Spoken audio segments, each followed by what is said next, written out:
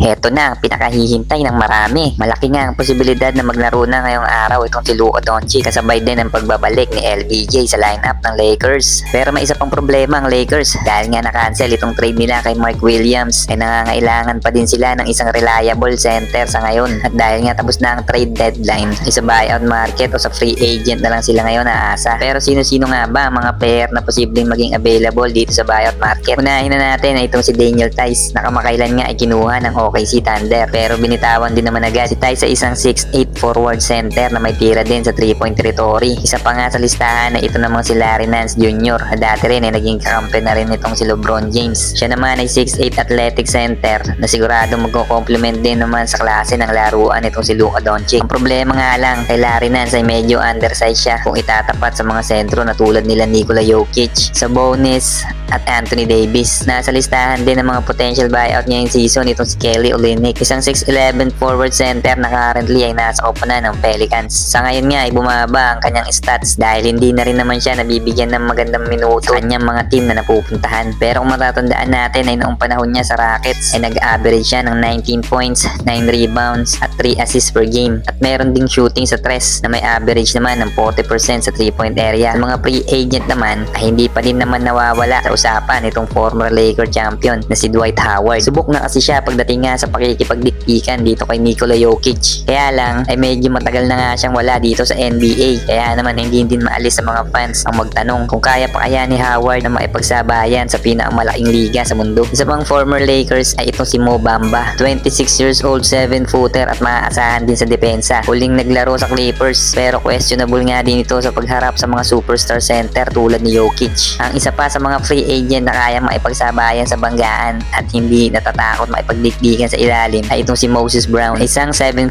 258 pounds na sentro. Huli siyang naglaro para sa Pacers kaso hindi nabigyan ng magandang minuto dahil na rin nga sa mga kasama niya na mas talented center sa koponan. Ganun pa man ay maaasahan naman itong si Moses sa rebounding at pati na rin sa depensa. Kayo, sino sa tingin nyo sa kanila ang bagay na papirmahin ng Lakers para sa kanilang center position? Sa ibang balita naman ay inaasahan na nga mag-debut game itong si Luka Doncic ngayong araw sa Lakers. Napakadaming fans niya ang nag-aabang na makita nilang maglaro sa purple and gold itong si Luka. At ayon nga sa report ay babalik na din daw sa lineup itong si LBJ. Kaya naman marami na namang fans ang excited. Ito nga ang pagsasama nila LeBron James at Luka Doncic sa iisang team ay talaga namang hindi pa din kapanipaniwala at talagang kapanapanabik. Ang malaking katanungan nga dito ay ano kayang type of plays ang gagawin ni JJ Redick dito nga kila Luka Doncic at LeBron James na alam naman natin na parehas nga ng style of play na ball dominant. Ano sa palagay nyo? Habang pagkatapos nga ng isang halimaw na debut game ni Anthony Davis sa Dallas ay napalitan naman ito ng hindi magandang balita dahil ayon nga sa injury report nitong Dallas ay matagal daw mawawala itong si Davis. Wala pa nga eksaktong naibigay kung gaano katagal pero mababa nga daw ang isang buwan dito. Ang iniiwasan ngayon nitong Dallas ay wag naman daw sana magkaroon ng operasyon itong si Anthony Davis dahil kung mangyayari nga yan ay sigurado magiging out na nga siya sa buong season. Maraming salamat sa panonood. Huwag nyo sanang kalimutang i-like ang video na ito at mag-follow na rin para sa iba pang basketball updates. Salamat sa suporta.